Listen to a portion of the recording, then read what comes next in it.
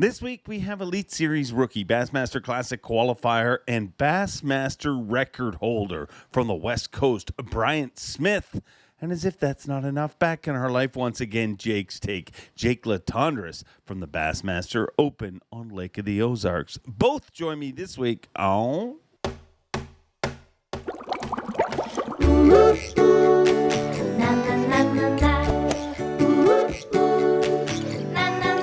I'm Bob Cobb from the Bassmaster. Welcome to Mercer. Welcome one, welcome all, friends, family, freeloaders, fishing freaks. As always, you're all welcome here at the Awkwardly Honest Fishing Podcast that goes by my last name, which is Mercer. I hope you're all having a great week. And we got a great show for you this week. We got Bryant Smith. He's an Elite Series rookie from California, a highly hyped rookie, and boy, did he back it up. What a first season on the Bassmaster Elite Series. He qualified for his first Bassmaster Classic, finished 13th in Progressive Bassmaster Angler of the Year points, finished 3rd in the Dakota Lithium Rookie of the Year race, and along the way set an all-time Bassmaster record for the 5 biggest smallmouth bass ever weighed in Bassmaster competition. 29 pounds, 5 ounces. Did that on day number 1 of the final stop of the year, which was on the St. Lawrence River. So we got him, and as if that's not enough, we're going to have Jake Latendresse back on the show, friend of the show, with Jake's take from the Bassmaster Open on Lake of the Ozarks. So lots of goodness coming, and this is a week filled with goodness, really, because this is Bass Fishing Hall of Fame week. That's right. In Springfield, Missouri, I'll be traveling there to be part of the Bass Fishing Hall of Fame induction ceremonies, which is a job I love doing every single year. Thank them for inviting me, because let's be honest, I mean, the only place I deserve to be at any Hall of Fame inductions is announcing the Hall of Famers. But it's a great gig. It's a phenomenal moment for the sport. Really, it just everybody gets together, and it's a celebration of the sport. It's a celebration of the history of the sport, and 3 great inductees this year. Glenn Andrews, Bruce Holt, and Mike Iaconelli. Mike Iaconelli, I can't wait to hear his speech. I'm really excited about that. Lord knows where it'll go. I mean, Ike is an amazing person for what he's accomplished and what he's done. I just tune in next week. I will give you a full breakdown on the Iaconelli speech and the evening and festivities, because it will be a big week. And that being said, it is a big week that does not come without a big bill and big way that they make the Hall of Fame what it is. It's actually there's a physical Bass Fishing Hall of Fame now. It's in the Wonders of Wildlife Museum, which I know when you hear the word museum, you're like, oh, I went to those on school trips. I've been to enough museums. No, I wish my school went to school trips. Places like Wonders of Wildlife, an incredible museum. It blows me away. I mean, I've been through it 5 or 6 times now, and every single time I go there, that's one of the things I want to do is go check it out, because they're always doing new stuff. It is amazing. If you like the outdoors, you will love the Wonders of Wildlife, and a part of that is the Bass Fishing Hall of Fame.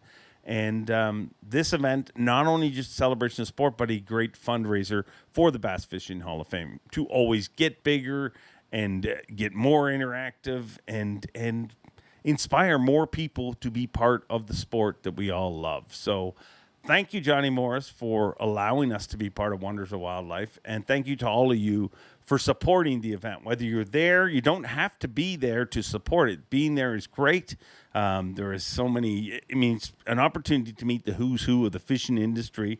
It is a weird time. You get to see all sorts of pro anglers without hats and glasses, and some of them are hard to, recognize. But it's a fun event. But you can support it online. I'll leave the link down below, because they have an incredible auction that they do. Some great, once of a lifetime opportunities. that you can get there. The last jersey that Kevin Van Dam won on tour, that's going to be auctioned off. The one that stands out to me that I would love, if you're looking for a gift for me, I'd love it. The Greg Hackney Sasquatch hunt. That's right. He has put it up for auction. Go Sasquatch hunting with Greg Hackney. What more needs to be said? But it will be a great week. And I thank everybody that donates their time to be part of the board from the Bass Fishing Hall of Fame and everybody that supports that event. Again, I will put the links down in the description so you can support that in some way, because it is something that definitely deserves a support, and it just keeps getting better and better every single year. I also have a pretty unique thing for you, because I mean, you know, I love that you guys tune in here. I mean, it blows me away the support this show gets. It blows me away how many of you have subscribed, and I mean, we are closing in on 300,000 YouTube subscribers. 300,000. I mean, it's unfathomable to me, and I thank you guys so much for that. But rather than just kind of stroking my ego a little bit, this podcast, I mean, I don't do it anymore, but I used to call it a silly little podcast, because I mean, everything I do is silly, I think. You know, I mean, the stuff I yell on stage is silly, but somehow it's become a living for me. So I'm thankful for it. So when I call this a silly little podcast, I'm not downgrading this show or insulting myself. That's just my self-deprecating humor that I have and always have been. But man, this silly little podcast actually did something really, really good. And I have not even asked the two people involved in this if I can talk about it. And maybe I should have, but I'm going to talk about it anyways, just because. Thank you. Thank you guys for being the freaking community that you are, because I say it all the time. I say how great you guys are, and I'm thankful of it, but physically something happened that makes this podcast, that makes this existence, that makes our time together, to me, all worthwhile and so rewarding, so much more rewarding. I talked about Tommy Wood a little while ago. If you didn't hear that story, check out the Carl Jacobson podcast I did just a little while ago with him, I think a month and a half ago or so. But we did talk about Tommy Wood for about 10 minutes. Tommy Wood wants to follow in Carl's footsteps and come to America and fish. He's an Australian angler that wants to be a Bassmaster Pro, wants to be part of the Bassmaster Elite Series, wants to fish the Bassmaster Classic. I mean, he's watched Carl do it, and he wants to do it.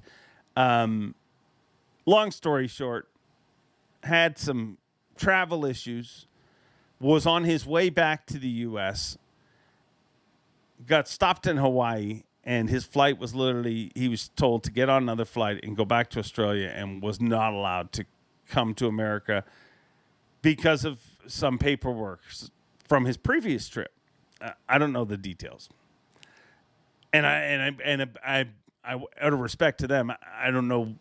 I don't need to get into the details, but basically, I mean, we've all had situations where we've, you know, had an issue at a border. I mean, maybe not all of us, but I have, and it is one of the most helpless feelings on earth, because there's nothing you can say and do. You just kind of hope that somebody can help you. Well, we told that story, and another guy that I don't really know that well. I mean, I just know him as a viewer of the show. I mean, he's active, it seems, on most podcasts in the fishing industry, and that's Drunkwood. Many of you may know him. Well, he heard that story on this podcast, and this Drunkwood dude is quite the cat. I mean, all I know about him is he likes to listen to fishing podcasts. He makes some incredible wood art. I don't know that's his full-time job. I think he has another job. He loves the movie Roadhouse, which me and him have in common, which I mean, I that vouches a lot for me. But clearly he has some friends in high places, because one of his friends, who's a lawyer, an immigration lawyer, actually did some pro bono work for Tommy Wood. And he's allowed to come back to America. He's allowed to chase that dream. I don't know any of the. I mean, he's like he said to me. I checked it with Tommy, and I said, "You're good," and he said, "Yeah, I'm good. I just need to save money." So he's saving money to make another trip back to the States and chase the Bassmaster dream. And all I have to say is thank you. I mean, I feel bad saying thank you, Drunk Wood, but that's how I know you, and I think that's how most people know you. But dude, to listen to a story on this podcast and to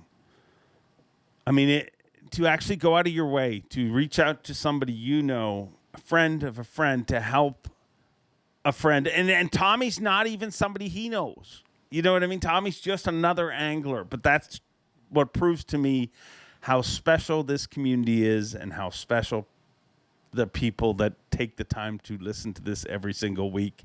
And I thank him for helping a friend. And the world needs more people like that. People that, and he didn't ask to have me talk about this. As I said, I didn't ask them if I'm allowed to talk about it, and I hope they're okay with it. But kudos to good people helping good people. And if that's the mark that this silly little show leaves on the world, I consider us successful. If we become a bunch of good people helping other good people, I think it's pretty good. So, I mean, probably tune out right now. I mean, we've done our goodness for the week, but there's more goodness still to come. And let's start it off by going to the West Coast and hooking up with Bryant Smith. Bryant Smith, Bassmaster Elite Series rookie and Bassmaster freaking record holder. Not a bad rookie season, dude. Oh, it's more than I could ever ask for. I promise you that. You go into these seasons, and I went into my rookie season. And I had a lot of question marks, and to see how it worked out, man, couldn't be happier. When you say you had a lot of question marks, were those question marks for you or for the people that back you, or all of the above? No, they were all for me. You go, yeah, because I fished at a lot of different levels. I've kind of taken the stair step approach. Always made sure that I was ready to move on to the next level before I did in fishing. And this was the biggest step that I've ever taken. And you have no idea. You hear about how good these guys are, and you hear the stories of just they catch them and they don't stop and they keep catching them and on and on and on. And I went into this year and I just had no idea how I would hold up against them. And that was the biggest question mark for me. It was just the unknown of how good they really are and how good am I, truly. When did that question get answered for you? It took a little while. It took a little while. I gained, so the first one at Okeechobee, I made, I was a mess. I was an absolute mess the first day. You launch next to all these guys that you've looked up to your whole life, and you're like, holy crap, I'm here. This is, and they're not going to let off, just because it's my first day on the job. So it took a few tournaments to kind of get comfortable with fishing there. And then, we went to South Carolina. Swing was really good for me. Murray, I had a really good tournament. Yeah. Santy, I had an amazing tournament, top 10. That was a huge confidence booster. That was when I kind of felt like, okay, I can compete, largemouth. I can do that in the Southern Lakes. Felt confident there.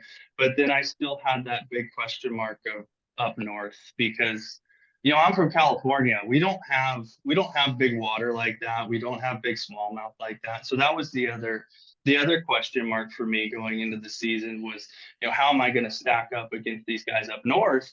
And man, St. Clair, it was a good tournament for me, first time up north really in a big tournament.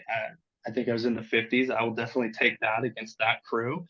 And then Champlain was the one, kind of circling back to your original question. Champlain was the one where I was like, okay, I can compete against these guys because I'm doing something I've never done before, and I did it with success against the best field in fishing. So that was the one where I was like, okay, maybe I do kind of belong here. Well, I mean, the standings definitely show that you belong here. I mean, and I said it to you after the last event. I was like, this year's Rookie of the Year kind of sucks because not that it sucks, but it's ridiculous. So I mean, Curia Fujita did not win Rookie of the Year, and he made 5 top 10s. But Joey Cifuentes won 2 events. You know what I mean? Like, and I look where you are. I mean, I think you finished 13th or 14th at Angler of the Year points, which generally, if you look at all of the angler, like for a lot of years, it was like the person who wins Rookie of the Year would just qualify for the Classic. But it just seems like anglers are getting better and better. Rookie class is getting better and better. And obviously, you had a great rookie campaign. But this year's rookie class was ridiculous. Do you agree? Oh, we had this conversation on stage multiple times on how good the rookie class was this year. I would put our rookie class up against any rookie class that ever came into the Elite Series because we had the best of the best. I mean, we had everybody, all the way down the list. It doesn't matter where they ended up finishing this season. You could go 1 through 10 qualifiers for the rookie race, and every single one of those guys belongs on the Elite Series. There's no doubt, and every single one of them can compete at that level. So yeah, it was definitely a rough year to be a rookie. I mean, there was no slipping up. I think I let the Rookie of the Year race for like a day or something. Like, oh man, this is great, and then it's gone. It's gone. We're chasing again. So yeah, that was a really really incredible rookie class, and I've been watching the Opens pretty closely all season, and we're going to have another rookie class that is going to be as insane. I mean, there's no the Elite Series. I've been kind of thinking about it in the next like 3 years, with based on the way they qualify through the Opens now. In the next 3 years, it's going to be impossible to qualify for a Classic. It's going to be ridiculous.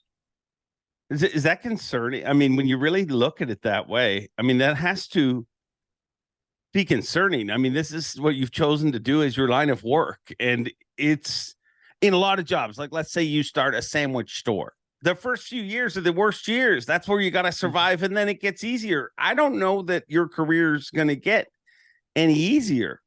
No, it's not going to get easier. There's no way. With the way they have the Open structured, where you have to fish all 9, dude, you have to you're ready to go.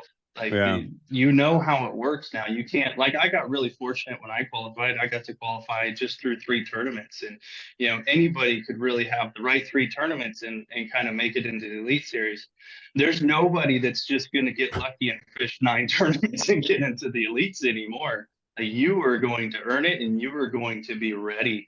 And that's, it's scary. It's concerning for sure. But I didn't want to go fish the Elite Series to just because it was easy. It's not easy. I wanted to compete against the best, and that was that's kind of, it's almost exciting for me. It really is, just to see how strong this field is going to get over the next 3, 5, 10 years. Let's go back to Okeechobee, that first event, which you self-described as a mess.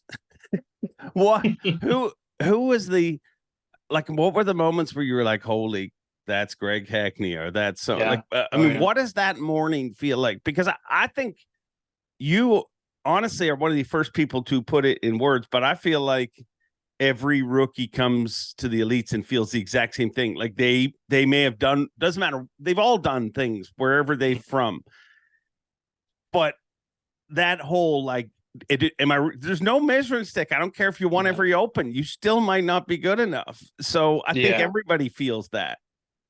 Yeah. And I mean, a little history on me. I am an absolute bass nerd. Like, I love bass fishing. I live it. I breathe it. I know, like, I've followed it my whole life. This has been the only thing I've wanted to do since I was 10 years old. And I watched Kevin Van Dam win the Bassmaster Classic on I think it was a 16-inch TV in my grandmother's house. Like that, Wow. like I've been like, it's been all or nothing for this. So to get to this level.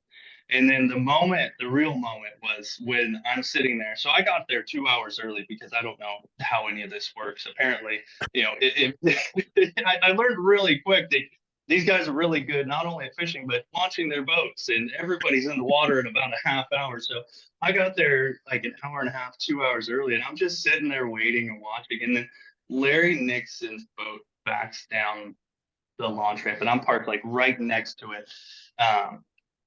And that was it. That was the holy crap moment. And then, after that, I kind of got out of the way because I'm in the way. I'm parked next to the boat ramp. Everybody's trying to beach their boats right there. So I go float around for a little bit, and I'm floating next to Scott Martin on Okeechobee.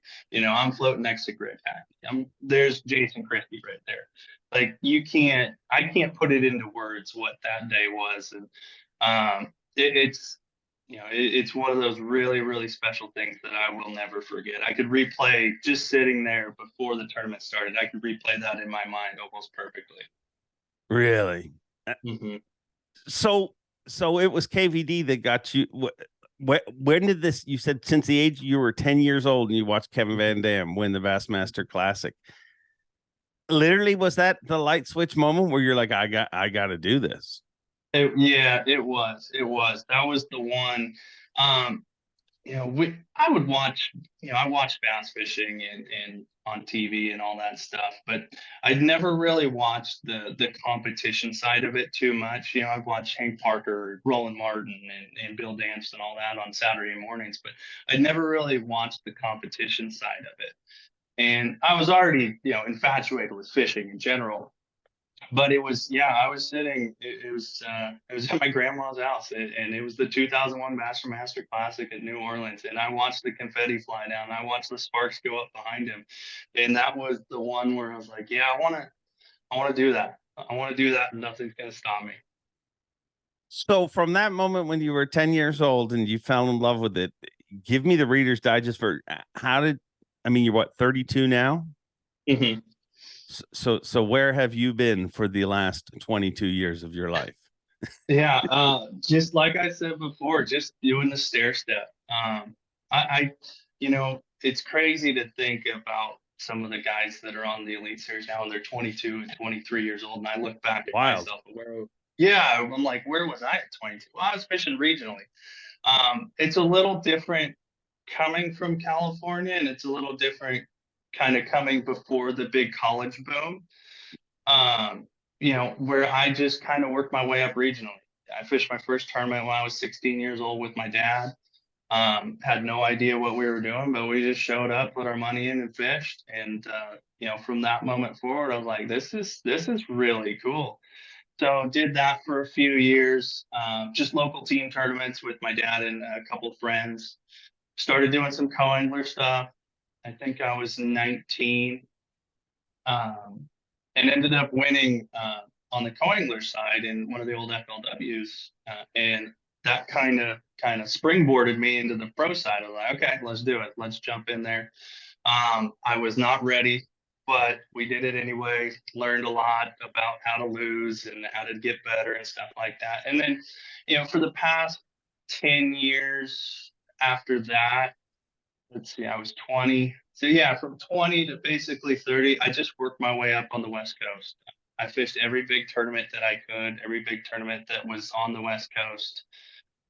Did the National Professional Fishing League for a few years. And in 2022, I gave it another shot at the Opens, and we made it. Somehow we made it in 3 tournaments, had the perfect 3 tournaments, and now we're here. So this whole time when you've been competing regional events, NPFL, have you ever had a job outside of fishing, or have you found a way to make a living through fishing all this time? No, I've guided, I've done the guiding thing back home and did, I do odd jobs around the house. But yeah, the most of it has been just on fishing. And I don't live a very exciting life except for the fishing, So I had a really good I had a really good 3 years in my mid-20s where I ended up winning a boat every year for 3 years. And I just kind of bankrolled everything because I knew, you know, the way I did it was I was always looking forward to the next step. I was always trying to prepare for the next step. And I know how fishing works because I've done it for so long. Is you're not going to make money consistently. So when you do make money, you got to make sure you save a good chunk of it. And I did that. I had a really good kind of 3 year stretch, like I said, and I just kind of bankrolled a lot of that and just prepared myself for the next step. And that's kind of how I've always done that. I've always wanted to make sure that I was ready for the next step financially before I took it, because that is, I've fished when I didn't have any money in my bank account, and you don't fish very well. So No. being comfortable like that was really important for me. I was lucky that I learned that at a young age. That fishing comfortably is when you're going to fish your best, and whatever that means.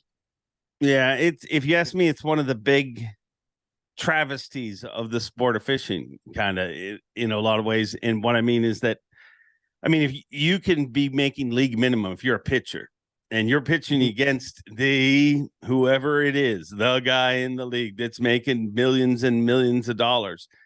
But even you're pitching, you're making league minimum. You're making way more money than most of the people you went to school with, even at league minimum. So, like, the last thing you're thinking about is, I need to not walk him so I can make sure I can get this check. In fishing, you are. It's one of the, to me, I don't know how to fix it. It's easy to say in a world where there'd be no entries, but it's still going to be those. You're not going to have that. It's a weird thing about fishing where there is the gambling element to it. How do you, as a guy who's married, has a kid, like, how do you're gambling with a lot more than just house money. I mean, you're gambling with the house's money. The house. How do you, is that why you think you've been so, in some ways, careful, which I think is smart, to make sure you're ready for the next step? Because I do think in this sport, sometimes people get that opportunity early and it's too early. And I don't know if they ever got, like, you were ready when you came to the Elite Series. Yeah. Is that why you've always had to be that way? I think it is. I think it's the way I fish that definitely helps that too. I'm not a big swing for the fence guys. I never have been. I never will be. I've always been the, catch what you can and worry about the rest later. And I won't say that I fish for a check, but if I'm on the fish for a check, I'm going to go catch those fish. I'm not going to go try and win the tournament on some fish that don't exist. So I've always tried to be a little more calculated with that and careful with that, because this is my main source of income. It is bass fishing in general. So being a little more calculated on that has, I think it lends to a little more success longevity wise, and that was my plan coming into this season, was to make sure that I stay here for a long time. I want this to be my last job that I ever have. I want the Elite Series to be the last tournament circuit that I ever fish. And everybody knows how the qualifications work to stay on the Elite Series, and it's a running average. So if I go out my first year and I take a bunch of risks and I go try to win one, and I fish for fish that I think are there when I know there's consistent check fish somewhere else, I go take all these risks, and I have a bad year. I started in the 80s or the 90s. You're clawing your way back now. It makes it a lot harder to stay on, because now you're playing from behind. Whereas if I just, and I'm not saying that I was fishing, I had no idea I would end up in 13s in the points, but I was definitely a lot more calculated with my fishing this year, a lot more careful. And I'm trying to play the long game where I do get to be on the Elite Series in 10 years, where I'm still here in 10 years, because it seems like the longer you stay on the Elite Series, the better chance of staying on the Elite Series you have. Just the way that it works out. So I knew that the first 2 to 5 years were going to be very important to kind of lay the foundation. And I'm not taking. Trust me, I want to take risks. I want to go win a blue trophy more than anything in my life. That is the goal. The blue trophy, classic, all that stuff. But I want to make sure I'm here for a long time, so I'm able to do that. Do you feel being the only California angler on the Elite Series, do you feel more pressure? I mean, because I think just seeing it through the Canadian guys the California thing is it's an amazing community. It's a very vocal, do you feel like, you carry a lot? At one time, there was a lot of West Coast dudes on the Elites. There's not so much anymore. Do you feel pressure with that, or is that a career advantage for you, really, because of the support you get from home? I think that's a way better way to look at it. Yeah, there is pressure. I got a whole West Coast to kind of represent, and I try to do it the best I can. But, the support that I get from the West Coast and everybody out here back home, it means the world to me, and it motivates me big time to just keep going and do the best I can.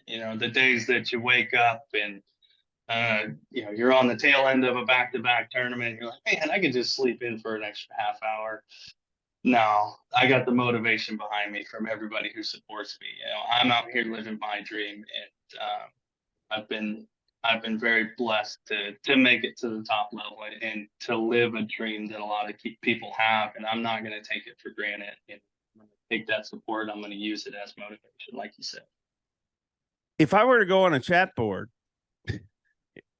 if I were to go on a chat board and look around a West Coast chat board, there's a lot of people saying what you do is impossible. A West Coast person clearly can't make the Elites.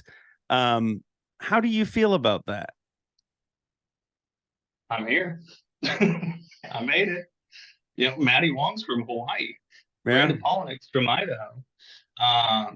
There's not a lot of us, but it doesn't matter how many of us there are. It's just the fact that there are West Coast guys means that it's possible.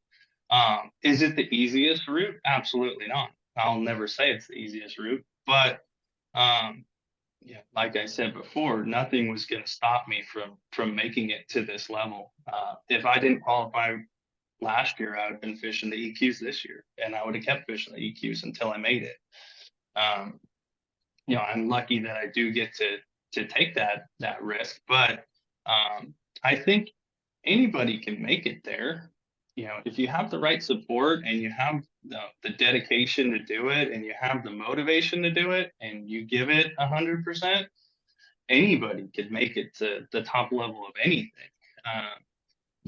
There's just, I think, especially in today's world, it's easier to make an excuse than to make a reason why you should be there. It's always easier to make an excuse, like I said 30 seconds ago, it's easier, just take the mooring off, but that you need to be out there, that you need to be putting in the work. That's the hard way to do it, but it's also the way that leads you to where you want to be. Yeah, and I hate that narrative, and I agree with you. It is incredibly tough to make the Elite Series if you're from the West Coast. It is also incredibly tough to make it to the Elite Series if you're from Canada, Australia, Japan, any of the countries that are represented. And I know what you're saying. People from the West Coast hear me say that, and you're saying, well, those are other countries, which they are, but in some situations they're closer than the West Coast is. Yeah. Whether it's right or wrong. Here's what drives me crazy. The Elite Series was supposed to be going to the West Coast, but then the group of anglers that ended up leaving the Elite Series voted that down so we wouldn't go to the West Coast. I love going to the West Coast, but I think that there is a thing out there that Bass dislikes the West Coast. You know what I mean? And I don't think it could be further from the truth. Like if you look at Bass Nation events and different things like that, they're all out west. I just think economically right now, it's a tough thing to do to ask the whole field to go out there. But that being said, we ask you to do it every single week. So I don't know what the right answer is. Yeah. The way I have a lot of opinions on this. I knew what I was getting into going into this. I knew that it's going to be hard to live on the West Coast and fish on the East Coast. I figured out a way to do it. Anybody can do it. It's not impossible. I actually probably spend less money on gas now fishing just the East Coast than I did when I was traveling around the West Coast, because I would have to drive home every time. You know, I drive to the Delta. Yeah, it's an hour, but I drive to the Delta, 25 times. I drive to Clear Lake, 2.5 hours. That's, I do that 15 times a year. I go to Havasu. That's a 10-hour drive that I would do, 2 to 4 times. Mead, Columbia River. We have a lot of fisheries, but a lot of them are really spread out. So I ended up burning a lot of gas just fishing on the West Coast. On the East Coast, I just buy a plane ticket home. I drive to the next event and I buy a plane ticket home.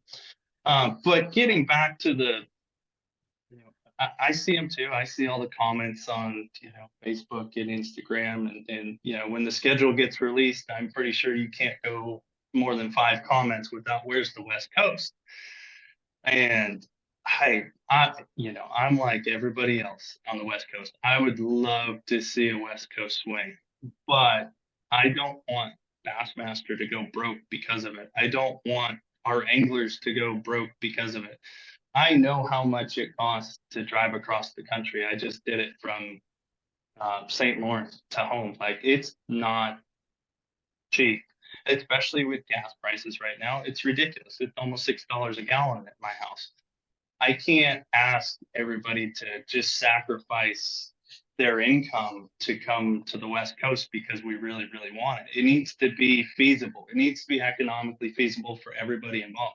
I can't imagine how much it would cost Bassmaster to tow 2 trailers to the West Coast and get everybody on planes, have you fly out to the West Coast, everything. There's a lot more moving parts than everybody realizes than just putting a Clear Lake, California on the schedule. And on top of that, like, in California, just the state, which I don't want to get into politics, but just the state, they don't care about bass fishing. They're not like a Sabine River who's going to make it a big show. Yeah. Like, they don't want you there. They don't want Bassmaster there. So instead of complaining to Bassmaster, I think what a lot of the West Coast guys need to do is complain to the counties, complain to the state. Like, why aren't we doing this? Clear Lake, California, I think it was voted the #1 lake by Bassmaster over the past 10 years. And they could care less about having a bass tournament. So it's not Bassmaster's fault. It's the governments around these places that don't understand what a Bassmaster tournament can really do for an economy. Yeah. And maybe if we get that going, then maybe we can see another West Coast swing. But until then, like, it's got to make sense for Bassmaster to come all the way out here and make that huge investment. Yeah, and I don't even think it's just Bassmaster. You know what I mean? Like, I think Bassmaster obviously has a big investment, but it's the 100 independent businesses basically that are represented on the Elite Series, because Bass can plan for that. Bass can do, but you know what? If you're 4 events into your season and you've had a tougher than average year, not you, but meaning one of those businesses, one of those anglers, and then you got to go out to the West Coast, like, literally it can be the straw that broke the camel's back for a lot of people. And that being said, as an MC, I would love us to go to the West. I fought hard. The last time we went out West, I was so excited to go out West. To be totally honest, my dream didn't really work out, but I kind of got started around the 40th Classic, and I jokingly told Jeremy Kinnis, I'll surely never last more than 10 years at this job, but at the 50th Classic, let's have it at in Las Vegas and have it on Lake Mead, because to me that was the classic to have it. So I'm very pro West Coast, but I think that people like to throw things out and don't take into account how difficult it is to do business in California for a lot of reasons, how difficult it is for people to get there. But I would hope that we will be back there sometime in the future. And trust me, Bass does not hate the West Coast. Bass loves the West Coast. It just, but you're right. And anytime a schedule comes out, I mean, the truth of any schedule, anytime it comes out, literally other than 9 lakes, people hate you. Like every comment, like one of the comments I read this year was, you guys talked so big about St. Clair and then you don't even come back. We were there 3 weeks ago. Like it wasn't, it is what it is. But why do you think there, and I have a theory about it, why do you think so many of if you look historically, how many of truly the greats, the Hall of Famers, future Hall of Famers are from the West Coast? It's pretty amazing. Why do you think that is? We have, and I say this all the time, we have one of the best training grounds for a bass fisherman. If you, and not even just the West Coast, but like if you took Northern California especially, you're not going to find bodies of water so close to each other that are so different. And that leads a lot of anglers that come from the West Coast, or the West Coast anglers in general. If you want to compete, you have to be as comfortable with 6-pound test and a spinning rod as you do with 65-pound braid and a frog. Like you can't have any holes in your game if you want to make it on the West Coast. If you want to be, in an Angler of the Year race in a West Coast tournament circuit, like you have to know how to catch them on tidal water in the Delta. Clear Lake, deep, shallow, grass, docks. You go to the Mother Lode Lakes, or you go to like an Oroville or a Shasta, you got to know how to catch spotted bass. We can go up to Columbia River. Now you got to know how to catch smallmouth in a river. You go to the desert, you got to know how to catch smallmouth in the desert. Like we have an incredibly diverse region, basically. Yeah. And I think that's always been kind of why we have so many anglers that are just consistent. They're really good. We don't have a lot that come, but usually when they do make it to the top level, they stay for a long time and they have a lot of success. And I think it's just because of the diversity that we have. It always, like I always say, when somebody asks me what's your favorite technique, I'd say I don't really have one. Like I have stuff that I would prefer, but my favorite technique is whatever's catched on that day. And I think that comes from me being comfortable with so many different techniques. Yeah, that's a great answer. And I agree with it. I think that and the fact that it is difficult. So only the best of the best stick it out to that point. You know what I mean? There's some that give it a shot, but Skeet Reese was going to be Skeet Reese, but whether no matter how difficult, the list goes on and on. I mean, I hate even naming names because then there's so many, but you look at how much work it is for any of those guys who have made it to the Elite Series, to MLF, wherever they are fishing. It's a lot of work, and I think it's truly only the best of the best that stick it out. I think it's the same thing with Canadian anglers. Look at Canadian anglers and how many of them that make an impact, because they're the same guys who are dominating all the Canadian events when they're here. So 1 year into your Elite Series career, how different or how similar to what you expected has it been? I don't know. That one's a tough one because I didn't really know what to expect. You just hear things throughout, my career coming up to this point, and you just hear like, yeah, they're the best in the world. Yeah, these are the best run tournaments in the world, and the list goes on and on and on. So I really didn't have expectations of what it was going to be like. I just knew that I needed to work harder than I ever have before to make sure that I didn't have any regrets when the season ended, if that makes any sense. It was more on me. I had a lot more expectations on me to do everything I could to compete, because I knew this was going to be the toughest. It's going to be the toughest field I've ever competed against. I already knew that coming into it, so it was more expectations on me. I set the bar really high for what I do to put into it. Um, I don't get to go take a 6-hour drive and go pre-fish a lake Yeah. or pre-practice a lake. I have to plan it years in advance or a year in advance, or a couple months in advance. Like I got to make sure my plane tickets line up first before I can even think about pre-practicing somewhere.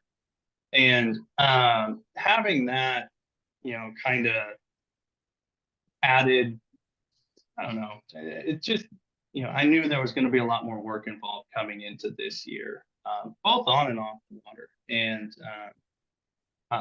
obviously, I'm super happy with how it worked out. But I also know that I could definitely, I think I can do even better than I did this year, both on and off.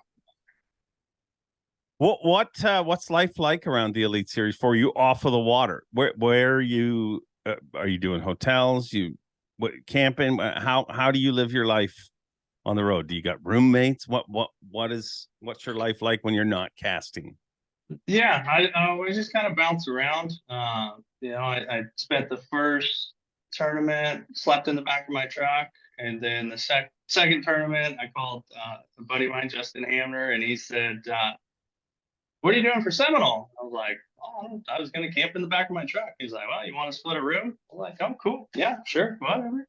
Split a room there. And then South Carolina, stayed with him again and Patrick. And, I just kind of bounced around for everybody. Stayed with Cobb at Santee, stayed with David Gaston a little bit. I just kind of bounced around. And, that was probably one of the cooler things about the Elite Series that I don't think I realized was just how incredibly down to earth and nice, like, and welcoming a lot of the anglers are. Their number one goal is to take my money, but they're going to do it very nicely, pretty much. They're going to do it with a smile on their face, like, hey, congratulations, you made it to the Elite Series. Let me have your money. But they do it really nicely. That was a really cool part of it. Something I didn't really think about, something I really didn't expect was just how welcoming and how kind of, it's a pretty special group of just people, not just anglers, just people. Pretty special group of people in general. I think they've all fought the same fight. I think there's a lot of that in it. Like, I think that it's the respect for knowing, like Greg Hackney, who we've mentioned a couple times in this podcast, himself literally explained what he went through qualifying for the Elite Series, re-qualifying for the Elite Series, as hell that he never wants to experience again. Like, this is a guy who has literally won everything in the sport of bass fishing except for the Bassmaster Classic, Forest Wood Cup, FLW Angler of the Year, Elite Series Angler. He's won everything. And he said, that's the hell that I never want to go through again. So I think there's a lot of it that they realize, you know what I mean? Like, if you're here, you've paid your dues, and I think they've all been through that too. They've all been the new guy at one point, so I would hope in time, you look at the new guys and are embracing to them. Anybody like Swindle, the Adam? No, I don't mean Swindle like Gerald Swindle, but anybody? Was there any like gamesmanship that you were shocked by on the Elite Series? Like, no, not really. Nothing that I noticed. Nothing that I noticed. I always kind of, like, at least when I'm on the water, I try to avoid people, avoid boats.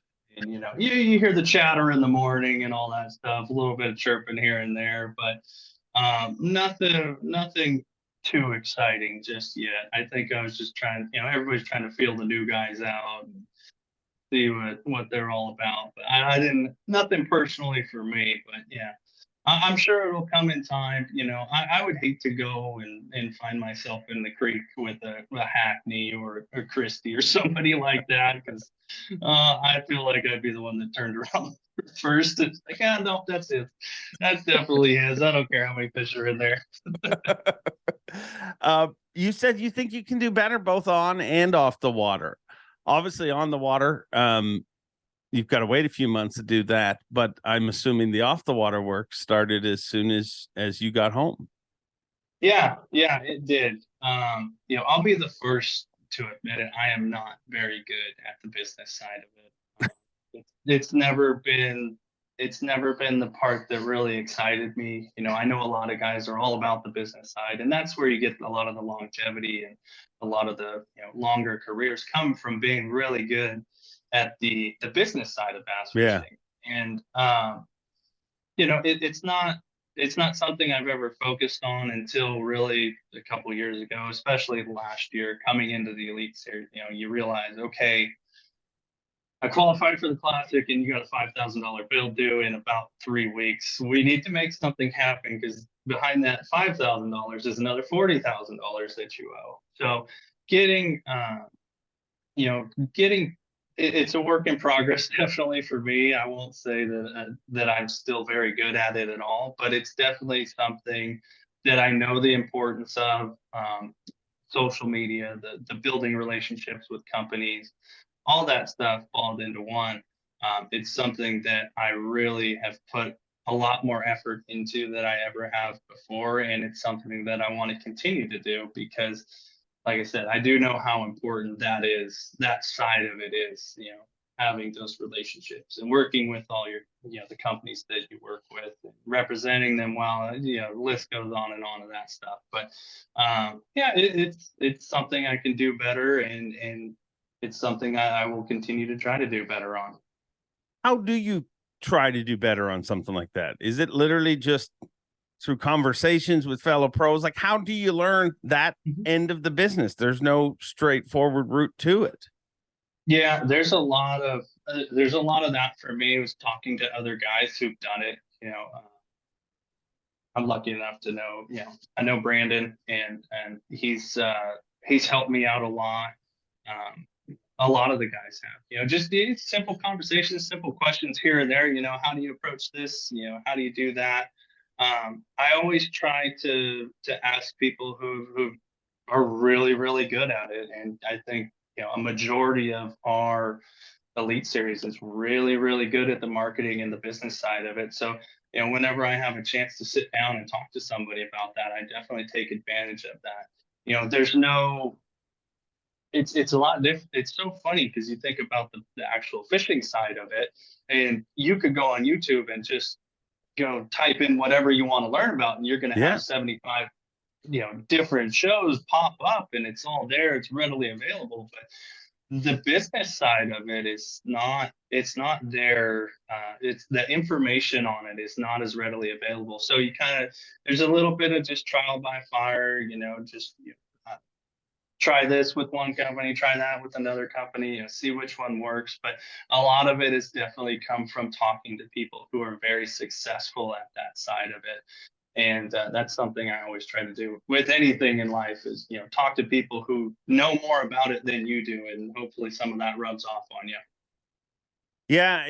You're right. I mean, you could literally say how to snell a hook, and you like 75 to 100 videos will literally be in your hand within seconds, that you can watch.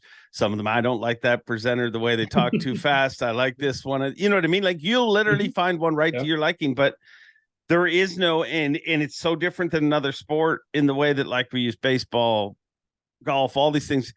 If you start to achieve a certain level of success, there's people that are going to come along to try and help you. Some of them won't be helping you, but there's, you know what I mean? There's agents and there's that side of it. But in fishing, there's very little of that. And in my experience, the more of that there is, the less of that there is, because companies want to deal with you directly as well. Like, they want to get to know you. How has this year been different for, like, if you look at the last few weeks since the season ended? I mean, I think one of the biggest fallacies is people think, oh, you qualify for the elites, and there's all these companies that are like, oh, you're an elite. We want, you have to do stuff on the elites.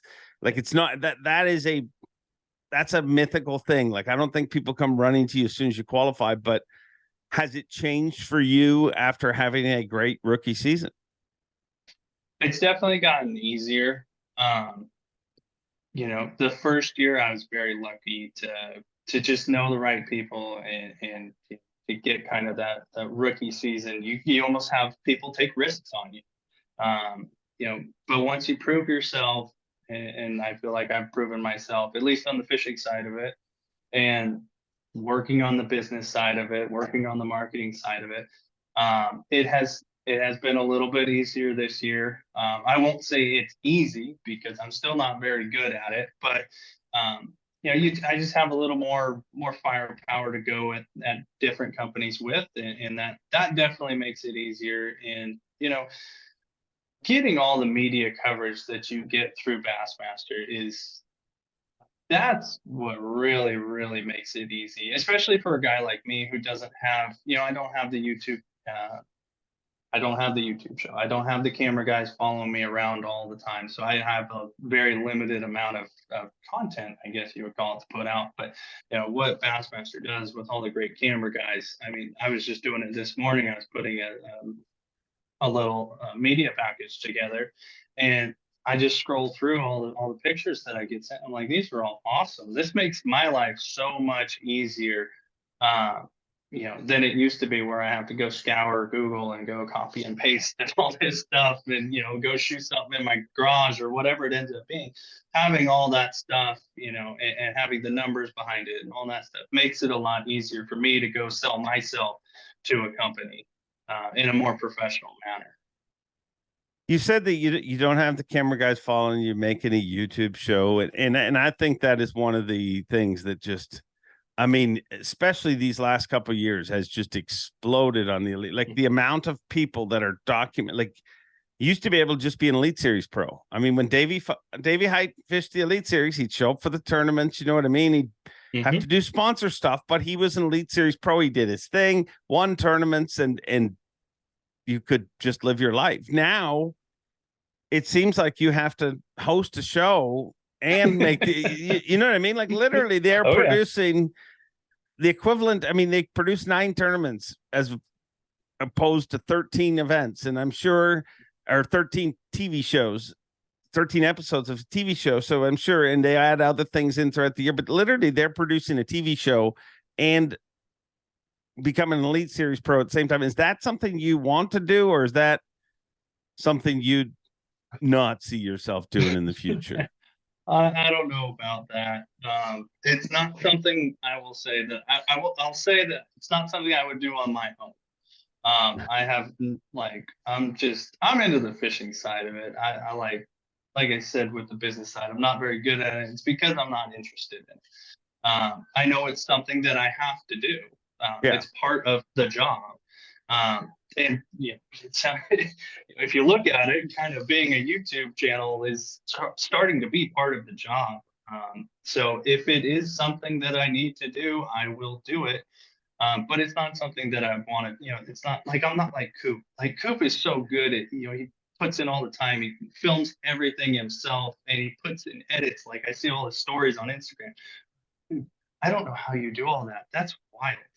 Like your show, I don't know how you do all your YouTube stuff and just keep it interesting. I guess it comes down to, I'm not a very creative person. I think I would really struggle with all that. I'm a very 1 + 1 is 2 guy. I'm not a very think outside of the box guy. So I would really struggle with the editing and all that stuff on the YouTube side of things. But like I said, if I had to, absolutely, I would do it. So if we see you coming out with a YouTube series, we can just assume you got paid. It was not my idea, I promise you. But I think that's okay. And dude, I think it would be one of the most refreshing things in the world if you did do a YouTube series to literally say that. You know what I mean? Because it just seems like YouTube's got so much of the, hey, how are you guys? Like everybody's trying to be what they've seen. But the ones that are really successful to me are people that, like you mentioned, Coop, that is Coop. That's who he is. That's whether he was on the Elite Series or not, he was going to be documenting what he was doing. If he didn't make the Elite Series, he's still making those videos. Like that's who he is. Paulnick, that's who he is. But I think if you have to try fake it, it doesn't generally work out very good. But I feel bad for tournament pros because I'm like, it's just a weird time in history where like this is part of your job. Like now it never used to be. I mean, it used to be just people that could fish. Yeah, the laundry list of stuff that is kind of expected, if you will, from professional anglers is gone. It's gone through the roof. It's just getting longer and longer as far as the days go on, and the more social media platforms that come out. Now you have a Facebook. Oh, that's cool. Do you have a Twitter, Instagram, TikTok, YouTube channel? Like, where's the rest of it? I'm like, I'm still on Facebook. I'm still on Instagram. What's all these other ones? It's just keeping up with all that stuff is absolutely crazy. And then on top of that, there's so many guys that are so good at it. If I went and did it, I'd be like, what am I doing here? I don't belong here. Like, this is not where I'm meant to be.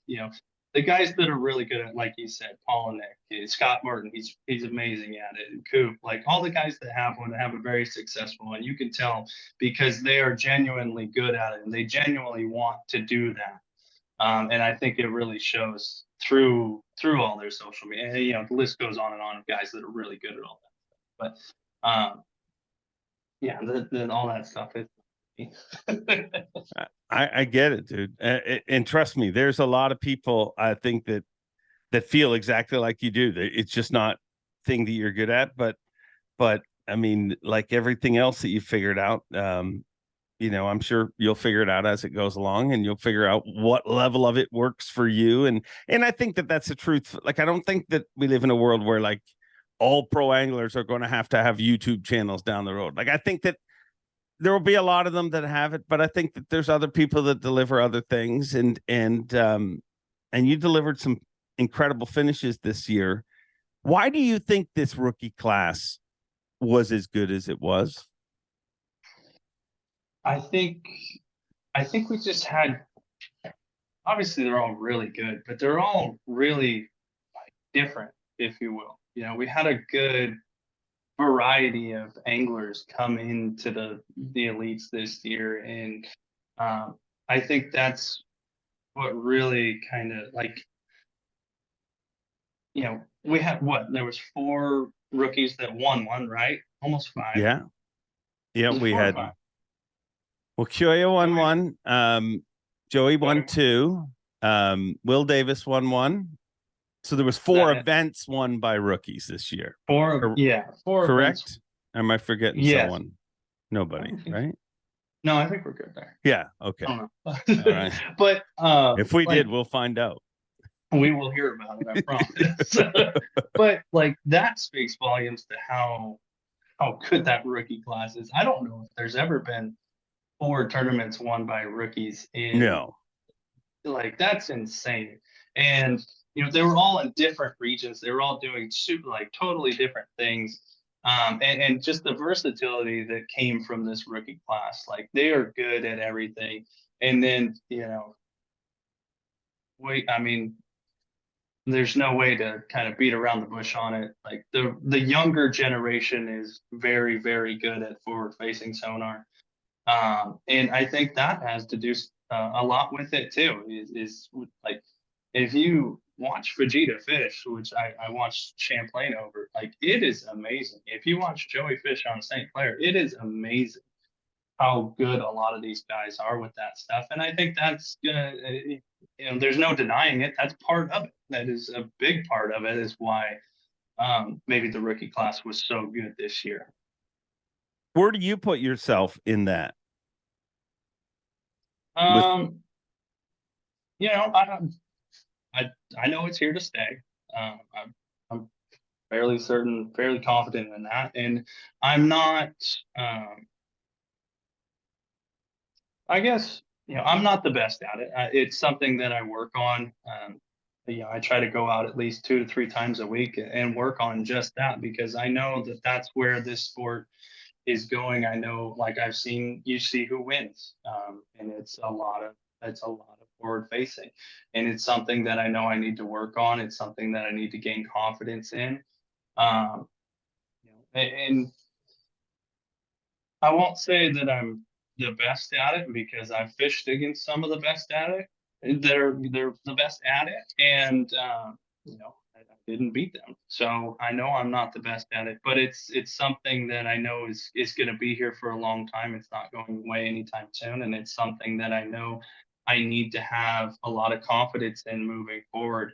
And something really cool that I thought about the other day is I'm kind of like being 30 years old. I got a really good education on how to fish without forward facing, right? I Yeah. spent 15, 10, 15 years without forward facing. So I got, I'm really, really good at, just going down the bank or, whatever kind of fishing without it. And then, these past 4 or 5 years, I've gotten a lot of education on how to use it. So I kind of, like, I feel really lucky with where I kind of grew up in the fishing era, to where I'm just as confident going down the bank as I am, in the middle of Champlain scoping around for smallmouth. It's kind of a cool deal that I just got lucky that that's where I kind of landed in the sport, and where I got brought up in, because I don't know if in 5 years if a lot of the younger anglers are going to know how to really go down the bank, because that's all you're going to see. That's going to be the big thing, is just forward facing sonar for the next however long. There's some, like the younger anglers, they might not know how to just go pick apart a lay down or go throw a spinnerbait up against the bank. And kind of having both of those in my arsenal, having confidence in both those, I think it's going to be a pretty big advantage for a lot of guys who have both those in their back pocket. Yeah, I mean, it's definitely. I mean, I literally went into this podcast expecting we wouldn't even talk about it, because we've talked about. I mean, I've literally talked to. I tried not to. You I have promise. too. Now, but you can't not talk about it, because as soon as I asked about the rookie class, I mean, that is one of the questions. That's what people are going to say. Well, I mean, we saw what Kyoya did. We saw also we saw what Joey did with both of his victories. And it's just such a puzzling topic, just because it is such a huge learning tool, and but then when you say things like 5 years from now, we might have hotshot rookies that don't know how to do the basic principle of bass fishing. That sounds scary too to me. But I mean, or will the basic principle of bass fishing totally change in 5 years, because we'll have learned so much stuff? Like, routinely using it, I learned stuff that I think, you're so set that they live on that break, and this is where and then you're like, no, they don't. They just go wherever the hell they want to go, it turns out. So yeah, it's a wild thing. If there was a vote, would you expect it to be part of the sport for the future, or would you expect it to get voted out of the sport? No, I expect it to stay. I don't see it going anywhere, and I would vote for it to stay, because I've put the last 3 years of fishing, I've dedicated a lot of time to learning how to use it, and I think it's one of those things where it's been available. It's not like it's been a secret. It's been available for everybody, and everybody's had the opportunity to get very good at it. And I've put a lot of time in. And honestly, I think it'd be kind of unfair if you took it away now, because so many people have dedicated so much time to learning how to use it and how to find fish with it. And list goes on and on with that. But I'd be for it, and I don't think it's going anywhere. Yeah, I think the topic will circle. Regardless of what decisions are made anywhere, I believe this will be a topic that people will fight about for a long time. I mean, and I think that's a lot of it. Like, I think there's a lot of traffic being driven by it. Like, it doesn't shock me that it became a thing when it did. Like, I get it. The tail end of the season, we have a lot of smallmouth tournaments, so obviously that made it a thing. But it's also the tail end of the season. There is nothing for anybody else to talk about now, except for that and some other rules that people want to change. So it becomes a thing, and it's just so we'll see. I mean, whatever I say about it, somebody roasts me on it. If I say I'm so undecided on it, they say I'm on the fence and I'm scared because I'm paid. Nobody's told me not to say anything positive or negative about it. Like, it literally, it's just an observation. And if you can't see that it's a polarizing topic, And I think it's foolish just to say all one way or all the other. I think you should be open-minded and get people's opinions and thoughts on it, because like everything, it changes. If you could change one thing about the Elite Series, about tournament competition, what would it be?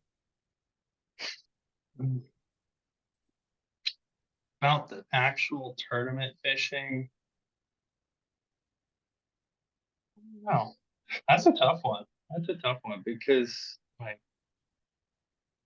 I kind of like my first year, you're just kind of happy to be there. Kind of one of those deals where I was just really, really happy to be there. The actual competition of it, as far as a rule or something, I don't know. I I'm living my dream job. Like I don't want anything to change. It worked out really well for me. I know it's not the most exciting answer, but that's it for me. Is I'm super super happy with how everything works up there, how everything works out as far as competition of it. I think that's a good answer though, because I think, look, when I ask it a question like that, I always feel bad asking a question because you're kind of asking somebody to search for something. You know what I mean? Like literally, you could pull anything up. Like here's a piece of paper. Tell me what you'd like changed about that piece of paper. If you spend enough time staring at that piece of paper, you'll come up with something you'd like changed about it. Yeah, those edges, they cut. We need to fix that on it. Like, Yeah. so if you do look at things like that, but dude, you are living the dream. You're living something that you fished hard and worked your ass off to get here. So congratulations. And it is good to hear from somebody that's just like, man, I want to keep living this dream. And I can't wait to watch it unfold, because if your first year on tour was any indication of how things are going to go, it's going to be an exciting few years you have ahead of you. How weird is it that you have a smallmouth bass record? And I remember you earlier in the year, like, I don't know, it was a written article. It might have been on the Bassmaster podcast or whatever, but somewhere you said that was what you were concerned about. That is your weakness. Yeah, it still is. It still is because I don't know if you saw day 2 and day 3 on the St. Lawrence, but it was pretty ugly for me. But yeah, like that's one of those things where you couldn't going into this season, I couldn't have even thought that up to like that could actually happen. It's so far fetched to, especially for me. Like I could see somebody else setting the record, but like for a guy from California who has basically zero experience doing any sort of northern smallmouth fishing and to go set the record, it's beyond me. It's so crazy. But it's definitely something I'm proud of. Like it was one of those days where it's kind of like the first day of competition on the elites at Okeechobee. It's one of those days, those really, really special ones that I will never forget. Like I could give you the play-by-play and everything that went on that day. It was super, super cool. And it's man, I like yeah, what do you even say? California setting a smallmouth bass record against a bunch of like some of the best smallmouth fishermen in the world. At what point throughout the day were you like, wait a second? Like, I mean, I know the day, how it starts and what goes through your mind. You're like, hey, there's a good one. I put it, that's the first one. If I can get 4 more decent ones, I'll have had it. I've survived today. Then you get another good one. But at what point was it like, wait a second, we went way past good and this is ridiculous? Yeah. So it was really, really cool how it worked out because I found most of those fish the day before. Um, and my starting spot, I just went to the spot where I got literally the most bites because I wasn't catching a lot of fish, but I was catching the right ones. And my first drift, it was like probably a half a mile drift, and I had 21 for 4. And that was at like I think that was like 8:15, 8:30, somewhere around there. And then I went back up. I was like, okay, let me like if I can just get one more, this is gonna be awesome. And then I catch another 5-pounder. Okay, well now my scale says 26. Don't need to catch any more here because hopefully they stay and we can work on them the rest of the day. So that was I think 9:30. I left that starting spot. I had 26. I'm like, holy crap, this is awesome. We're going to be sitting pretty good. Let's see if we can catch one more.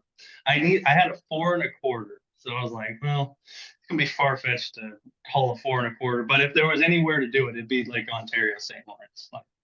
So I do that and I fished a couple spots. And then I think like 5 spots later, I go, I see one, I cast at it on active target. I cast at it, it bites, it comes up. It's a 6.5 pounder. I'm like, you've got to be kidding me.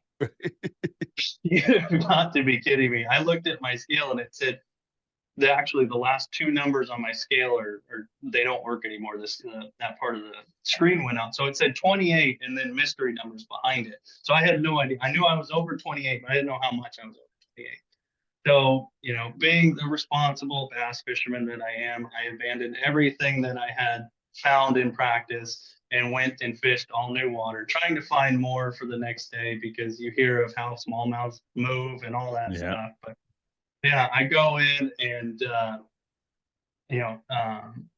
Ethan, the photographer for striking, actually came up to me. Dude, do you really have 26? Because I just typed them in. I didn't have a marshal that day. I just typed them in when I got back into the United States and had servicing. I think I typed in like 26 on Bastrike. He's like, you really have 26? I was like, no, it's probably closer to 29, I think. He's like, no way. And, everybody's all around me. Hackney was behind me in the bag line. He's like, what do you got? 29. He's like, no way. You got to be kidding me. He grabs my bag and opens it up. He's like, dang, you really do. I'm like, yeah, it was unreal. But that whole day was it was an absolute whirlwind. And after that, probably the 2 coolest moments of that was getting up on stage. Lisa put them on the scales, and for some reason, I really wanted them to break 29. So I'm just watching right there where the weight comes in, and I see 29. That is so freaking cool. You call it out. We do the hold all 5 fish up, all that deal. And then Emily was actually waiting for me off stage, and she had a little piece of paper in her hand. And she was like, do you know what the record is for 5 smallmouth? I was like, no, I don't. And she showed me the piece of paper, and it was 28, whatever it was before. It's like, no, what do you even say to that? You set a record in bass fishing. The whole day was just crazy. What'd you do with the slip? Do you still have the slip? I still have the slip. I think I put it in a Ziploc bag and I put it in my boat so it didn't get wet in my pocket. I still got that. Yeah. It was it's just an unbelievable day. It's one of those days you can't even put into words because it was just like a dream day. Yeah. It was awesome. It was awesome. But to steal a line from Bob Cobb, the thrill of victory and the agony of angling, the next few days they moved. Oh yeah. Yeah. They moved, and that just shows that I gotta work on that. I got a hole in my game. Everybody else kept catching them and I didn't. So that's something I'm going to work on for next year because smallmouth tournaments are never going to go away. And I need to learn how to catch them, and I need to learn how to continue to catch them because apparently if the wind shifts 180 degrees, they disappear. They're weird like that. Yeah. So what is your off season like? What are your plans? Like, how does a pro angler train to get better for the next season? So I put, unfortunately, I can't just go back up there and start working on my smallmouth again. So, I just try to think about, and this is just the fishing side of it. I try to think about how the holes in my game, what do I need to work on? Forward facing sonar, active target. I have spent a lot of time, trying to get better at it, trying to see it in different situations. We do have a few smallmouth places that are relatively close, and I plan on going and fishing those for a few days and trying to, find smallmouth and move on it. But a lot of it is just, the fishing side of it, a lot of it is just finding the holes in your game and then just trying to work on it, trying to get better at it. The river, Sabine River, I did terrible there. I think that was my worst finish of the season. So I'm actually going to try and work on my river fishing this year, because that's clearly, it's always been a hole in my game. True river fishing, stuff like that. So, just try to figure out what you're bad at and try to get better at it. That's what I do in the off season fishing wise. Nothing crazy. It's something I've always done. It's actually interesting.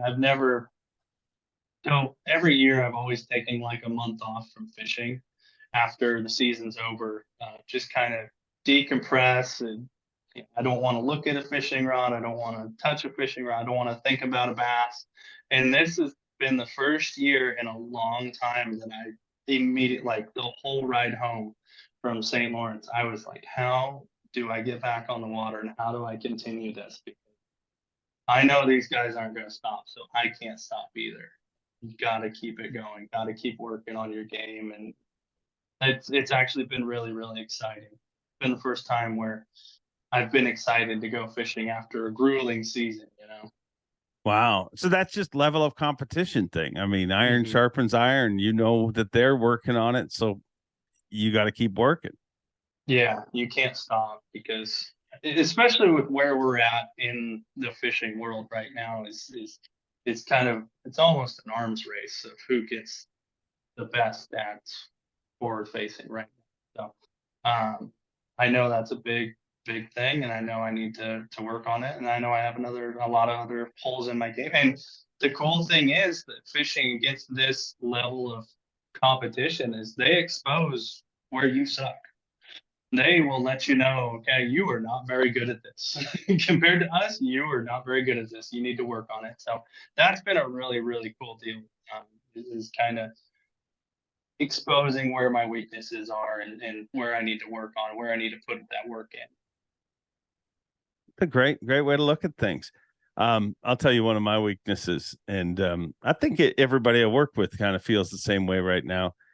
This whole Bryant Smith and Brian Schmidt thing. I know they're totally freaking different. I know they're totally different, but for whatever reason, it cross threads your brain. And to me, I don't think I had a problem with it until one day I introduced you guys taking off and you were like very close to each other. And from that moment, Mhm. like I honestly, I'll be honest, when I see your name, I panic. I have to read it a few times.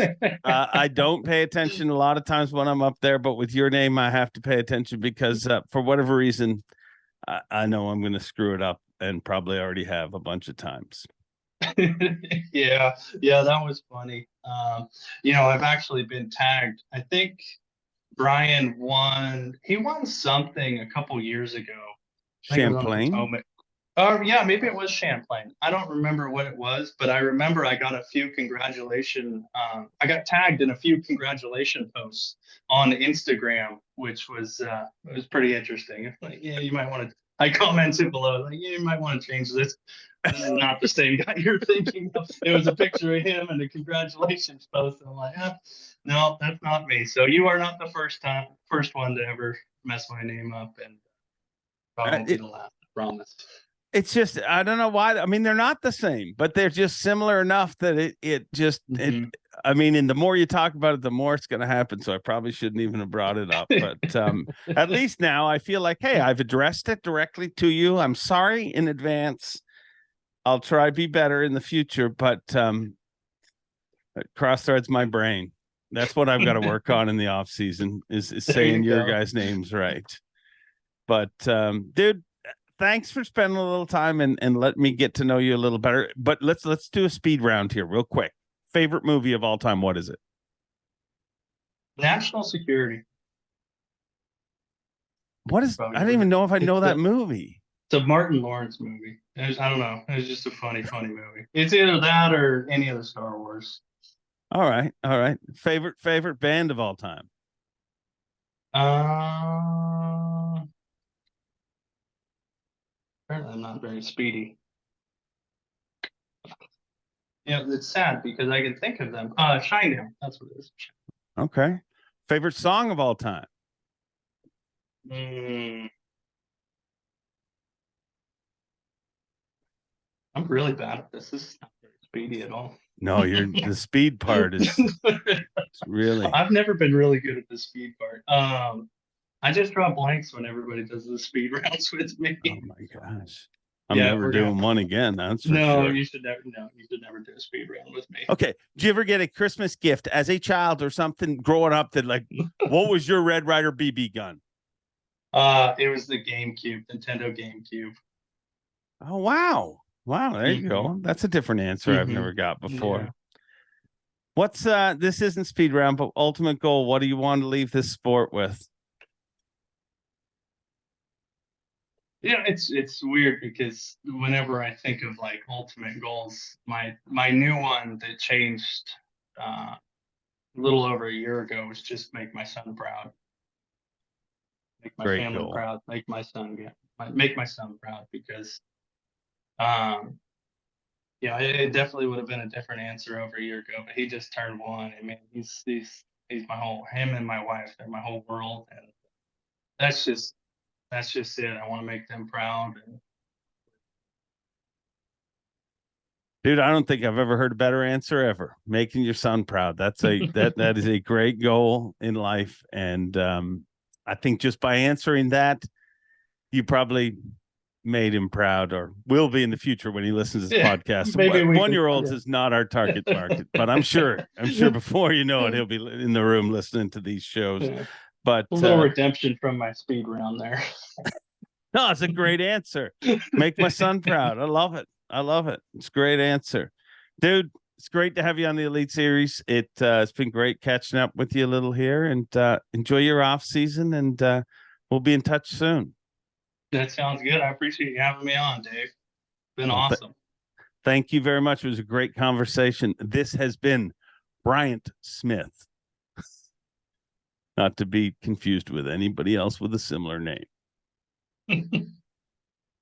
Great stuff from Bryant Smith. Well, all up until the speed round, it kind of the wheels fell off there. But other than that, it was wonderful. But don't go anywhere because we got more.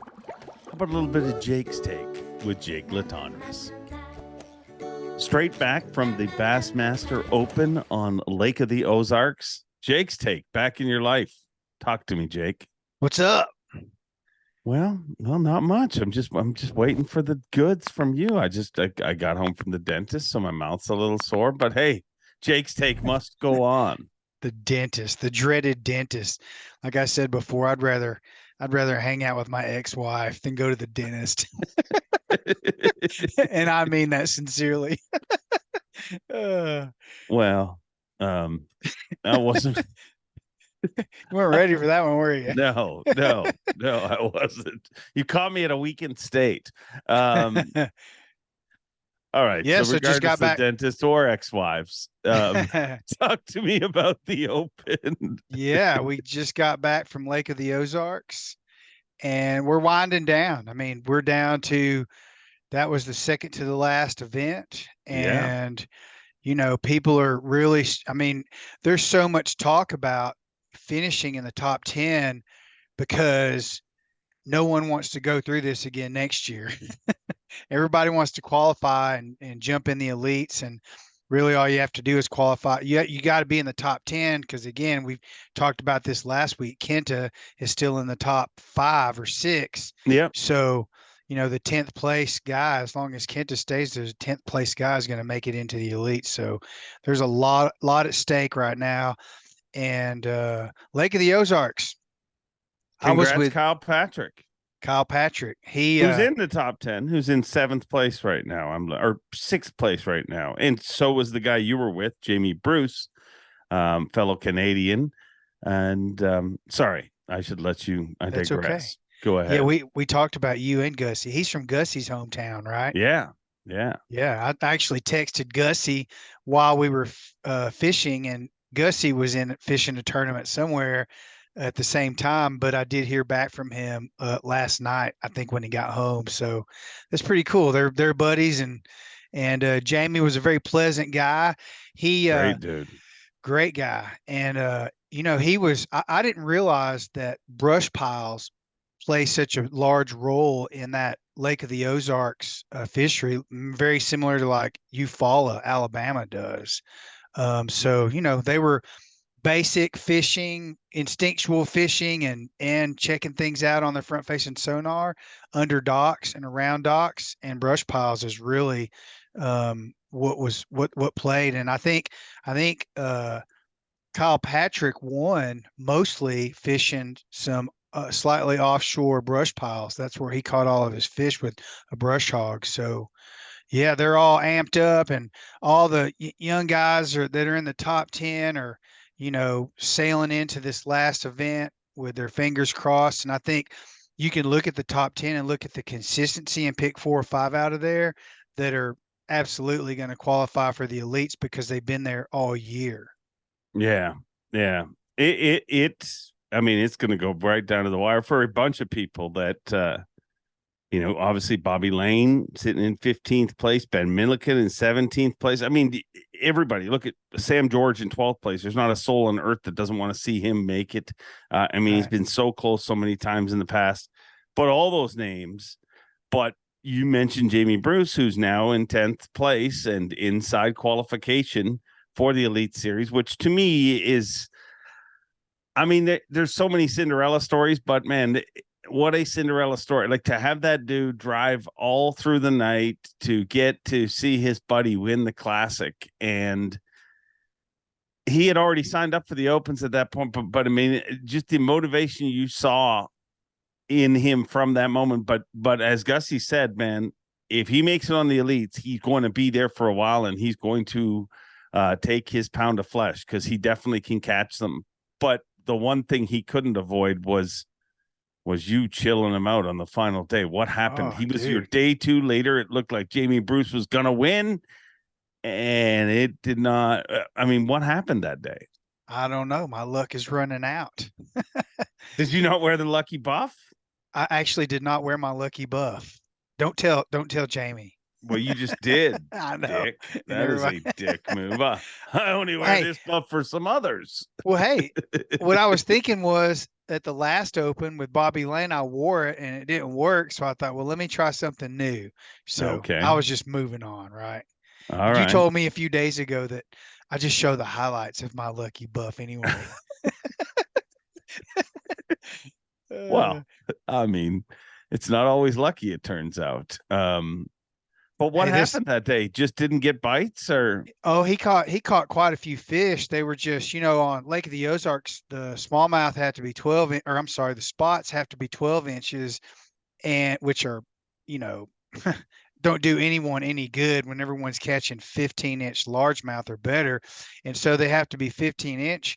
And he caught, I would say 20 to 25 fish that were 14 and a half to 14 and 3/4 inches. In fact, he had to let one go at the weigh-in because he measured it in the boat, but I guess it was just so stressed out it shrunk. And when he got to the shrinkage, when he got back to the dock, it was under, so he had to toss it back.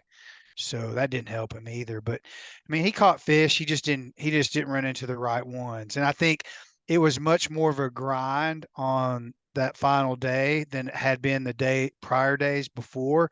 Do they get 4 days of practice for the Opens, official practice? Well, this one was different because this was back to back, right? And this one ended on a Sunday, which they normally end on a Saturday. So I guess, this one started Friday, right? So yeah, I guess the last one ended on. Yeah, so I guess they get 4 days. I mean, dude, the whole reason we have you on is to tell us this stuff. Why the hell are you asking me questions? Well, I'm just trying to verify because I'm pretty sure they get 4 days of practice, which to me, I'd like to know what you think about it. I think that's like almost too much practice. It's just that much more pressure on the lake. And like we all know, I mean, even in the elites, a lot of times going into day 1 or day 2, you can throw practice out the window because the climate changes or something changes, and they just have to go fishing. And I don't think that came into play at Lake of the Ozarks because I've never seen so many docks in my life. That place looks like looks like Lake Hartwell got smashed together with Panama City Beach, Florida. And it's rough because there's so many party boats, Oh yeah. I mean, that place is insane with party boats, and the weather was beautiful. So it wasn't as bad as like the St. Lawrence River from Waddington out, but it got pretty bad. It was Partyville, USA. I mean, it is a party lake, but big numbers of lake fish, right? Like Oh they're yeah. catching a lot. Like that's not a fishery where they're scraping 5 bites a day. I mean, they're catching 50 fish a day a lot of There's a times, right? lot of fish. I think it was in a transition period, so they had a tough time finding bigger fish. I mean, I think Kyle caught 18 or 19 pounds on the final day, and that what's the Japanese guy's name that came in second? There's yet another Japanese guy climbing up the ladder. Are you And asking me what his name yeah, is, or you got it pulled up, yeah. Even if right I on? knew, I probably couldn't say it anyway, even if I am half Japanese. I don't have it pulled up. No, I mean that's why I'm talking to you. I Well, mean, he caught 16 or 17 pounds, so he made it interesting. But I'm pretty sure Kyle won by like 5 or 6 pounds. It was kind of a runaway on that last day because most Daisuke people Kaita. Kita, Daisuke yeah, Kita. Kita? Is it Kita. Kita? Yep, that's right. And so Yeah, he was of the only one course. that really made it interesting, and everybody else kind of had a grinder day. So Kyle kind of ran away with it there at the end, And but a lot of Kyle, fish. that's been coming for a long time with him. I mean, he's definitely one of those dudes who has been knocking at the door and having a great season all year long in the top 10 right now. So one event left to go. It is going to be a pressure cooker. I mean, you obviously mentioned Bobby Lane. Bobby Lane, a lot of people looking to see if he can make it back into the elites. Love to have him there, obviously. But it's setting up for a best case. I mean, best case scenario, he's leading the points right now, and he goes to that final event relaxed. Well, that's not best case, I guess. He's in 15th place, so he's got to move up 5 spots. What do you figure he has to do to solidify his Elite Series berth? I think. I mean, he's going to have to finish top 5 to get in. I don't know. I mean, I don't know the points are math pretty on it. close. Like if you look at the points, he's not that far out. So I think this is one of those ones where, I mean, there'll be people doing arithmetic. Oh yeah. But I think this is one where you just fish and you try and do as well as you can. I mean, that's simple and stupid, but really, like I think this is. Look at the Elite Series, how it all ended. I mean, at one point, I was told that Matty Wong was mathematically eliminated from the Elite Series, basically. Even if he won the last 2 events, couldn't make it. Well, he made it. I mean, there's a lot of moving pieces, and it depends how certain people do. If the 5 people ahead of Bobby's kind of struggle, that makes his route a lot easier, obviously. But there's always the 5 people that are right below Bobby that could have.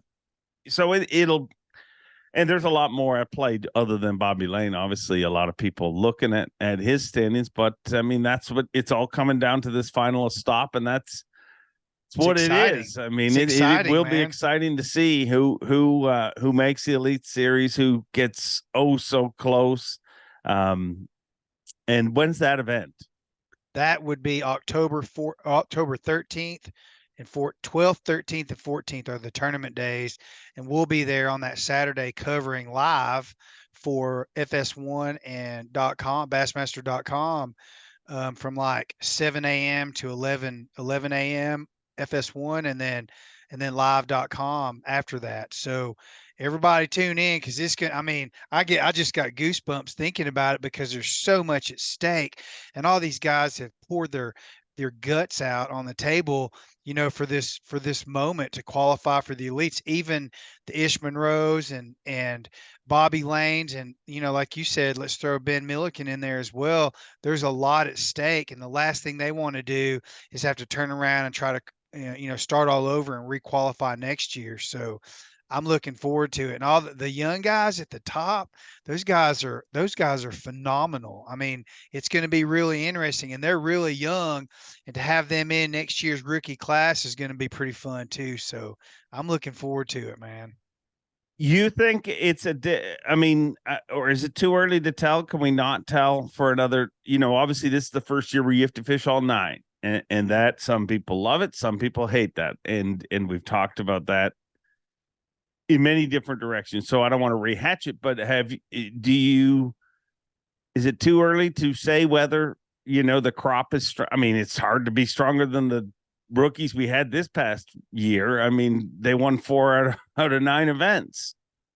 I mean, I think you got the same caliber of anglers moving up from the opens into next year. I think it's the same level, the same mentality, the same style, the same generation of people moving up. So, I mean, we're in this really interesting sort of crossover transition between, I mean, I guess we always are, but maybe I'm just, paying more attention to it now. I don't know, but it seems like we've got a lot more really, really young guys that, that are sort of mixed into this elite class of anglers, and it makes it really interesting, brings up controversy again. We're going to bring up the whole front facing sonar deal and all that. But it's just a mix of young and older guys now. So, I don't know where it's going, but it looks pretty young to me. Yeah, a lot of young pros. And I mean, and they've worked hard to get there. They know what they're doing. Make it. I mean, yeah, I would say that it is crazy how that has ramped, whether, the collegiate stuff, everything, but it's just like young pros. I mean, you better catch them quick because you got 2 years anyways when you get there. So there's no time to kind of tread water and kind of figure your way out. But it definitely does seem like pros are getting better, younger, quicker, more prepared, more. And I think even just the pressure cooker of the 9 events, even if you dislike that decision, you have to say, man, that to pressure somebody through 9 events, to hold it together through 3 events is one thing. I mean, but 3 events is real quick. I mean, it's over just like that. Yeah. I mean, but to hold it together through 9, to do kind of the media that a lot of these guys have done, to geographically test yourself. I mean, you're not fishing 3 events that are all close to you.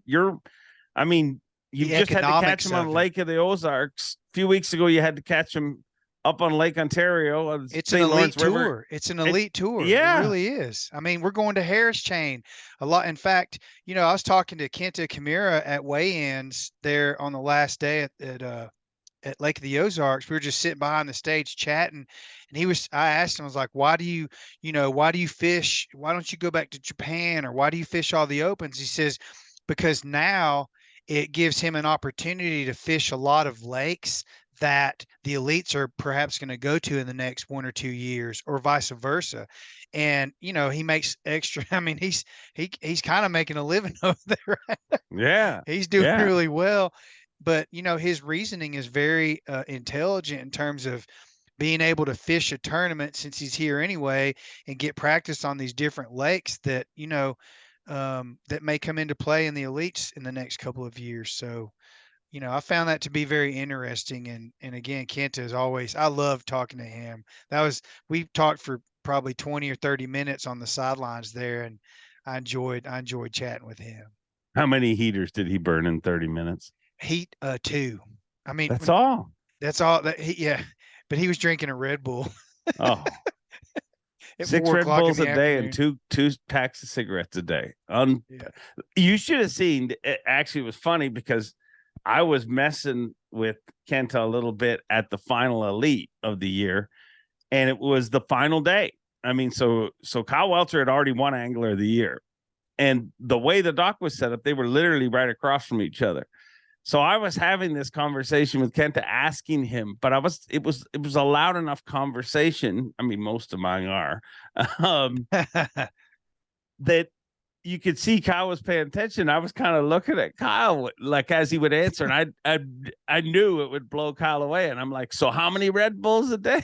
He says 6, and Kyle, like, it was just so, like, you just look at Kyle and you're like, there's a dude who doesn't eat bread because his brain will think about things fast, and he's competing against a dude that is fueled by nicotine and Red Bull. Jacked. Yeah, totally jacked. All right, well, good stuff, Jake. I mean, anything else from the Open? I mean, it was cool getting back into traditional fishing, flipping docks. That place reminds me so much of Lake Hartwell. There's just, everything's docks, and when you find a pattern, that pattern sets up on most of the lake, even though it's a humongous lake, it sets up all around. So he found what Jamie Bruce had found on day 2 was a lot of his fish were relating to docks that were close to like pumpkin size rock riprap on the points, and that's where he was trying to really focus on. So he was running new water the entire day. I don't think any spot he went to was a repeat from day 1 or day 2. So again, it reminds me of Lake Hartwell. When you find a pattern, it sets up that way, and lots of docks and flipping. Was he just using like a 360 to kind of identify those rocks? Is that how he was making sure he was? No, he was literally blowing down the lake and looking down, just like Jason Christie did at the Classic at Hartwell. He did the same exact thing. He was blowing down the lake, mapping it out as well, but looking down the coves to see if they had the right kind of rocks on those points, and with docks around it. So I like doing that because they're fishing new water. It's really kind of a guessing game, but they're on a pattern, so they've got enough confidence in it to burn a lot of time and burn a lot of fuel getting around to these spots. So I had fun. He's a really nice guy. He's a great dude. I told him he dude. reminds me of Bill Lambier, the old Detroit Piston. You remember that? Remember him? Yeah. Why? Because he's tall? No, he looks like Bill Lambier. He said, Why? I have no idea. He said, I have no idea tall? who you're talking about. He's Canadian. Hey, basketball was invented by a Canadian, my friend. Really? You know that? True story. Naismith? Cut the whole out of the. Yeah. Really? He's Canadian? He's Canadian. America forgets that, but he is Canadian. Did you ever see I only know that because we had like a heritage commercial or something growing. Like whatever. Basketball was invented by Bill Naismith. I mean, yeah. There's I don't know if you ever saw it, but there's a ESPN 30 for 30 documentary about the basketball rules, the original written basketball rules that an alum from Kansas University thought that should be enshrined. Kansas is Allen Fieldhouse is their home court stadium or their arena, and they have a museum when you walk in. I saw Tennessee and Kansas play there one time, and they have these glass, it's like a museum on the outside of the arena when you walk in. And so this alum from Kansas, he had started a fundraiser and raised like $2.5 million and ended up buying the original written rules by Naismith for basketball for the University of Kansas, and is now enshrined there. I believe that's where it is. It's pretty cool. Great stuff. Great stuff. I just know he's Canadian. That's all I know from the commercial. And it was reminded this year at the Super Bowl when there was that like Thanks Canada commercial that, it didn't actually ironically air in Canada, but all of a sudden I got all these people texting me Thanks Canada, and I was like, what does this even mean? But it turns out I'm the only Canadian they knew. But if guys like Jamie Bruce keep catching them like the way they do, they'll get to know a few more. And thanks, dude. Have a good week. Yeah. One more. Well, I got college bracket this weekend. It's this weekend, college bracket? Coming weekend is college bracket. I leave Friday, and we're covering all 3 days. It's Saturday, Sunday, and Monday. And obviously, whoever wins the college bracket gets into the Classic. They get a free ticket into all 9 Opens next year. A new boat, a truck, all that stuff that Louis Minetti got last year. So Awesome. That's a big deal. Awesome. I look forward to watching it, and I look forward to hearing about it on next week's Jake's Take. So you'll be back in our life again. So until then, take care, dude. Bye, Dave. Take care of those teeth. Bye, Jake.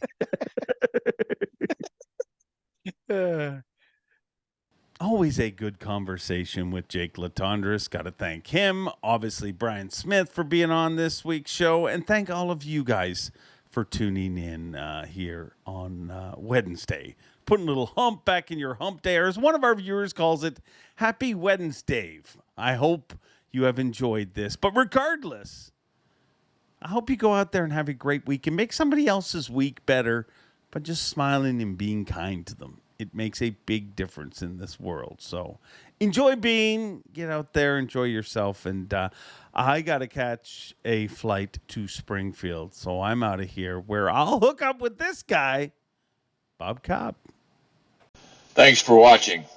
Please like, comment, and subscribe because Bob Cobb of the Bassmasters told you to. You hear?